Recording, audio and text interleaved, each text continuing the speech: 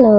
မင်္ဂလာပါတင်ဒီခါမင်းကဆိုင်းခွင်ကိုမှ budget စစ်ဖြစ်ပြီးတော့ quality ကောင်းတာလေးတွေရှာနေတဲ့သူတွေအတွက်ဟာရိုမိုဂျီကနေမှထွက်ရှိထားတဲ့ဆိုင်းခွင်လေးတွေကိုလာပြပြပေးရပါသူကဂျပန်မေကလေးပေါ့နော်မင်းတို့စီမှာဆိုလို့ရှိရင်အယောင်3ရောင်လုံး stock ရှိတယ်ဒီ3ရောင်လုံးကဘာတွေကွာခြားလဲဆိုတာကိုမင်းကဒီဗီဒီယိုလေးမှာပြပြပေးပါမယ်ရှင်မင်းတို့စီမှာဆိုလို့ရှိရင်ဒီ UV Mickey ကျယ်လေးရယ်တုံး